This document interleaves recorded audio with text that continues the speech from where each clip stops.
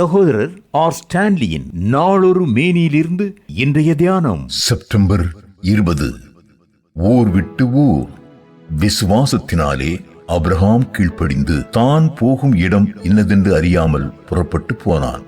எபிரேயர் 11:8. கேள்வி கேட்காத விசுவாசத்திற்கும் கிரயம் செலுத்தும் கீழ்ப்படிதலுக்கும் சின்னமாக திகழ்கிறான் ஆபிரகாம். ஆபிரகாமின் கீழ்ப்படிதலான விசுவாசத்தையும் விசுவாசமான கீழ்ப்படிதலையும் எபிரேய நிருபாக்கியோன் 11ஆம் அத்தியாயத்தில் விசுவாசத்தினாலே ஆபிரகாம் கீழ்ப்படிந்தான் வசனம் 8 என்னும் முத்தான சொற்களோடு தொடங்கி விளக்குகிறான். ஊர் என்னும் இடத்தை விட்டு ஆபிரகாம் புறப்பட்ட போது அவன் அஞ்ஞான மார்க்கத்தை உதறி தள்ளினான். பொன் வெள்ளியினாலான சிலைகளையே கல்தேயர் வணங்கி வந்தனர். இப்பொழுதோ மகிமையின் கடவுள் அவனுக்கு தரிசனமாகிவிட்டார்.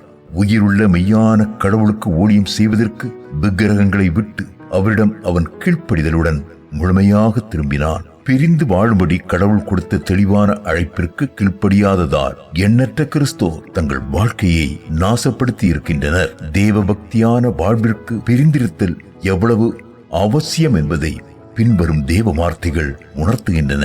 கிறிஸ்துவுக்கும் பேலியாளுக்கும் இசைவேது. ஆகையால் நீங்கள் அவர்கள் நடுவிலிருந்து புறப்பட்டு பிரிந்து போய் அசுத்தமானதை தொடாதிருங்கள். அப்பொழுது நீங்கள் எனக்கு குமாரரும் குமாரத்திகளுமாயிருப்பீர்கள். சபை என்பதற்கு கிரேக்க சொல்லாகிய எக்லேசியா என்றால் வெளியே அழைக்கப்பட்டவர்களின் கூட்டம் எனப்பொருள். திருமறை எங்கும் இச்சத்தியம் அடிக்கோடிடப்பட்டுள்ளது. துன்மார்க்கருடைய ஆலோசனையில் நடவாமலும் பாவிகளுடைய வழியில் நில்லாமலும் பரியாசக்காரர் உட்காரும் இடத்தில் உட்காராமலும். சங்கீதம் 1:1.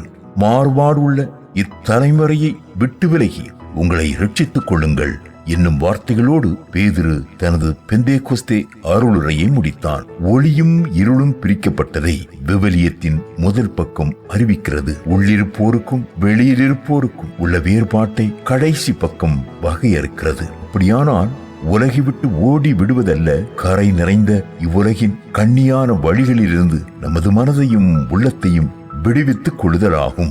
வேறொரு நாட்டில் இருக்கும் பரதேசிகளைப் போல் நாம் நடந்து கொள்ள வேண்டும். எபிரேயர் 11:9 மற்றும் 13 வசனங்கள். இதற்காக உலகம் நம்மை பகைக்கும்.